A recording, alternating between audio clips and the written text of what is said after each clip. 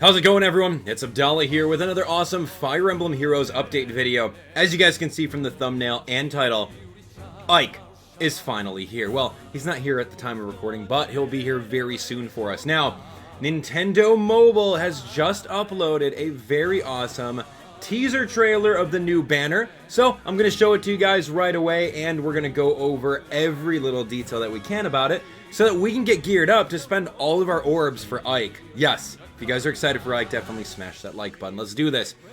So I'm pretty pumped up. Shoutouts to Nintendo Mobile for actually taking the time to give this to us. But here's the trailer right over here. Enjoy, and let's watch it. Let's turn the volume up and go from there. Boom!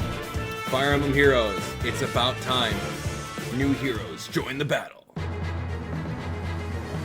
Path of Radiance. Very good game. I'm Ike, commander of the Grail Mercenaries.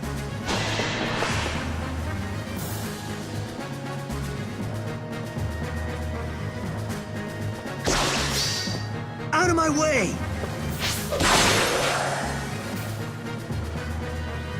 That's strong.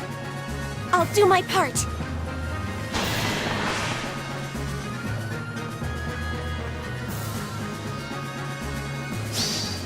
Please take care.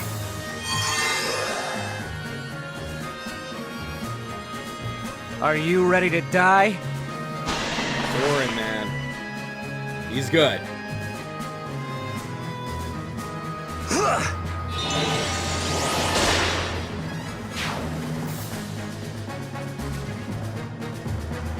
Don't make me angry.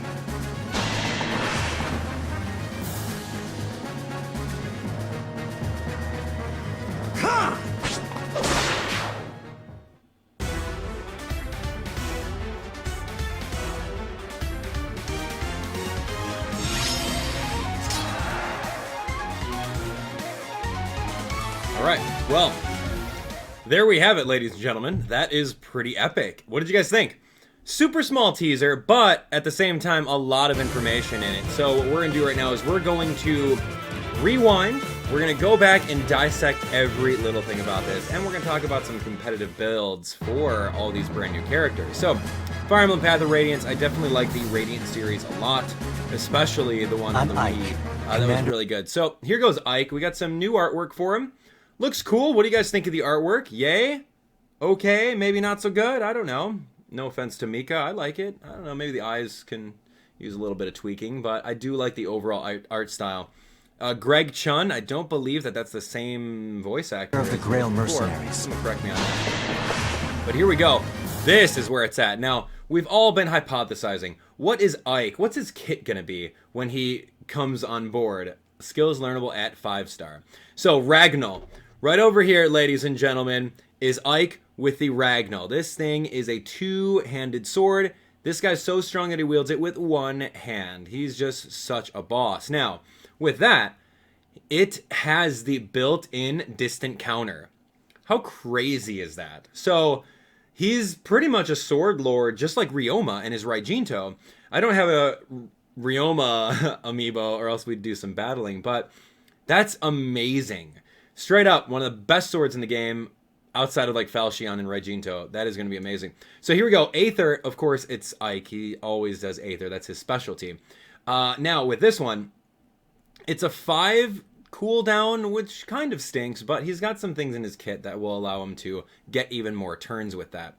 So resolve combat is if the foe suffered defense and resistance -50, and you recover half of that damage dealt. So, Aether, throw the sword up in the air, spin a couple times, jump up, grab it, land down.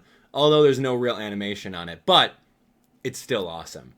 Alright, so Heavy Blade 3, brand new passive skill right over here. If the unit's attack minus the foe's attack is greater than 1, the unit gains special cooldown charge +1 per attack. So, if he is fighting against Roy, and I outspeed Roy, so this is going to be 2 cooldown, he attacks me, and then another 2 cooldown, so then maybe the next turn I'll have 1 cooldown, so the next time I get to double someone, let's say I'm brave enough to go against this guy. No, would you be brave enough to do that? I don't think so. Maybe. Anyway, So let's see. Let's say for Lucina. So now I'm at 1 cooldown.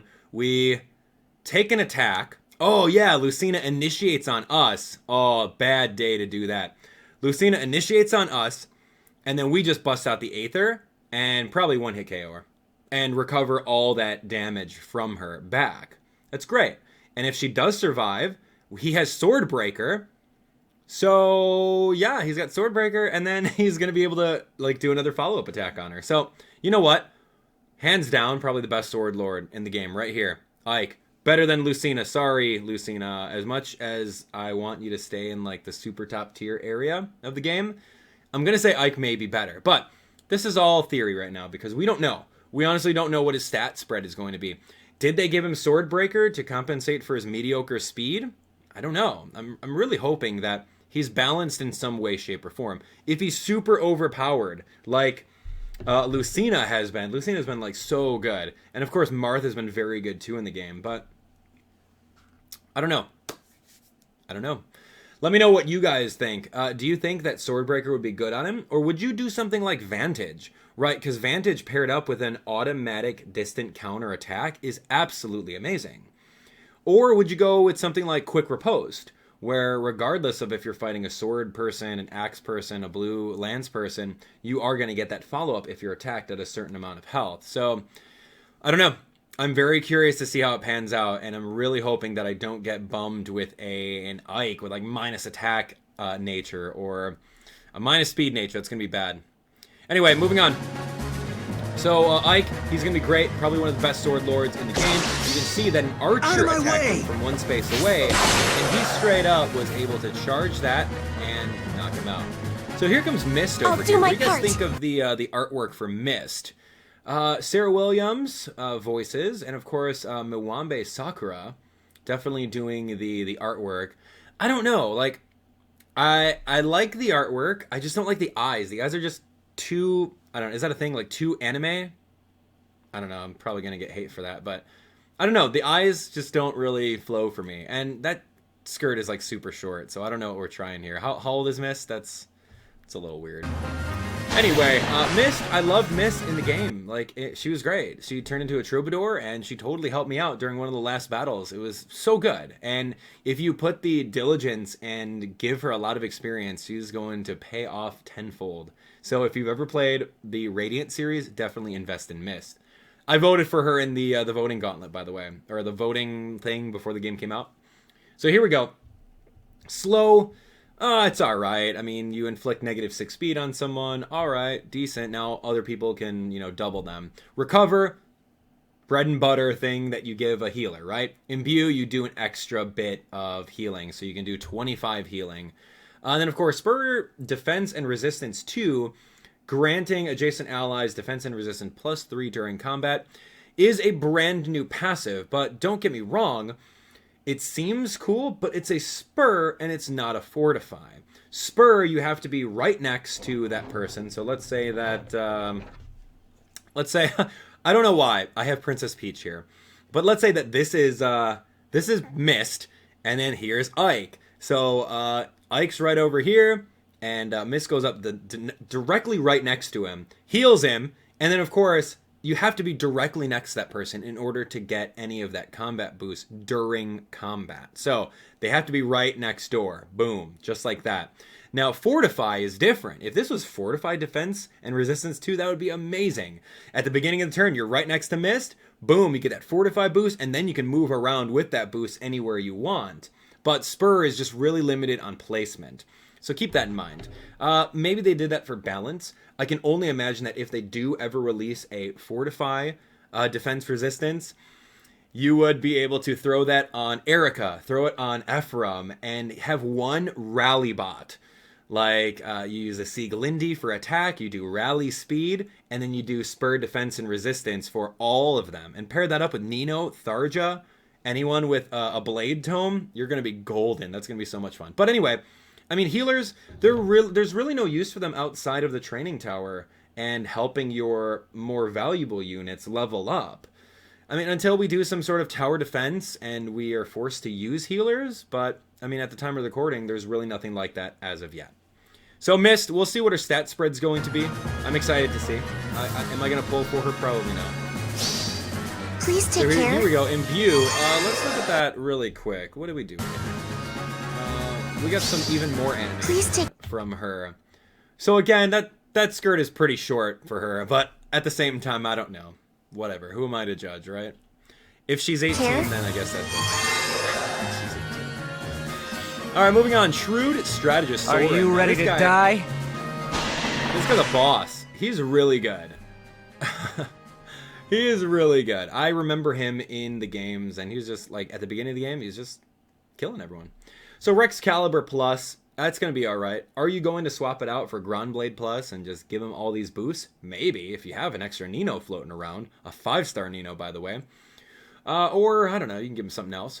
Growing Wind, really not that great. All of the, like, area of attack specials, they're not that great. Because you're not going to charge up 5 times. It's just not going to happen. Water Sweep, a brand new passive. If the unit initiates attack, no follow-up occurs.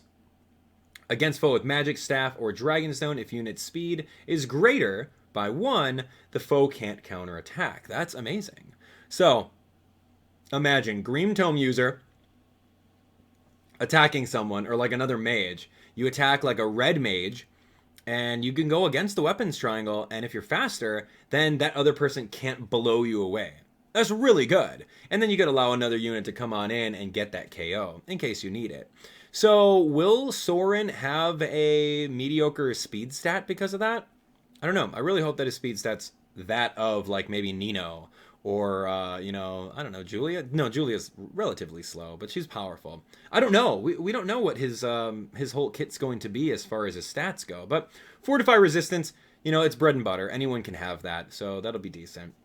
So Green Tome user, if you don't have a Nino, you definitely want to pull for this guy, or at least pull for Nino. If you get a Nino, like a 4-star on your way out. You can see him just doing the Excalibur Plus, and going from there. So Mighty Mercenary, Titania, when I was first watching this trailer, I did indeed notice that, I'm like, okay, Ike missed, sure, makes sense. Soren, I'm like, okay, who's going to be the next one? Duh, it's Titania, right? So Titania is straight up a Reinhardt counter. Reinhardt has that Dire Thunder, that 2-attack blue magic spell, and she's got the Emerald Axe, so she's going to be taking blues completely out. And of course, she's a mounted unit, so she's going to go those 3 spaces, and so yeah, Emerald Axe Plus is going to be really good for her. Reciprocal Aid, very good, pairs up with Desperation, so maybe give her Desperation instead of Guard 3. Armored Blow, kind of a garbage A skill. There's a lot better ones like Fury, Life and Death, depending on her skills and her stats. Of course, Guard 3, this is brand new. It doesn't seem really... It's very underwhelming. It doesn't seem good. If a unit's HP is greater than 80 at the start of combat, enemy is inflicted with special cooldown charge -1. Why would you even allow a unit that you are fighting to live? That's the whole point. When you're in playing Arena competitively, you want to get that 1-hit KO, or you want to get that 1-round KO. You don't want to let them live to get a special cooldown charge -1. It's very situational, and most likely you're going to replace this with anything better. Anything B is probably better than Guard 3. But yeah, if you guys are working on a horse emblem team, Titania may be better than the other X horse wielders. So moving on, as we can see right over here, we're going to click play. We can see you're totally used that. The artwork looks amazing. Now right over here, this one says new story chapter. That means that we're going to get more than chapter 9. I'm excited for that, right? We get to go through, play some even more. That's not the worst of it, I'm afraid. The hero she's contracted is said to be the strongest in all the worlds. Whoa, that's pretty intimidating, right? Super intimidating. The strongest character in all the worlds. That's going to be great. So moving on, what else do we have here? The strongest of the heroes? You can't mean. Uh-oh. Alphonse is a little jealous. The Grail Mercenaries are bound by our contract with Princess Veronica. We finish what we start. We fight for our friends. And you made your way here, even knowing the risks. I applaud your bravery. Titania, I like her artwork. The eyes are well done. The hair looks great. I think she's amazing looking. So this is exactly what the map is going to look like over here. You can see Soren kind of taking the back route. We've got some random I don't know, lance unit, and then Titania is going to go straight down and then attack you. So finding a way of dragging back, reposition in order to annihilate her will probably be the best route. But I mean, Ike's right there too, so watch out. Man, that's going to be a very fun paralogue, or not paralogue, but actual chapter. So there you have it, ladies and gentlemen. Shoutouts again to Nintendo Mobile for allowing me to use that right over here. But nonetheless, we're back in Fire Emblem Heroes. Now, of course, until we get the full-on announcement from the announcement message board over here, we don't really have the exact things of what's happening. This is all theorizing based off of a trailer. And of course, no one's been able to pull any of these characters yet, so we don't know what their stat spreads are. Along with that, I'm very, very convinced that a lot of you guys will indeed head over to the shop and purchase orbs. It's just what you guys are going to do, right? Keep in mind, if you are a free-to-play player and you saved up a bunch of orbs and you didn't pull Ike, just be very careful about it, okay? If you want to spend some money on the game, now's the time to do it. But I highly suggest spending $80 at once if you're going to do it. Don't do any of this. Oh, I need 3 orbs, I'm going to spend $2. No way, that is a rip-off. You just straight up need to do 2 of these 75 orb packs, and you'll save money off of it. Of course, $80 is still $80, but I know a lot of free-to-play players that are totally going to jump on board with finally spending money on the game. Because Ike is just so great. If you can get him, that weapon, the Ragnall, is just going to be so amazing. Distant counter built in. Why wouldn't you? I got 35 free-to-play orbs right now.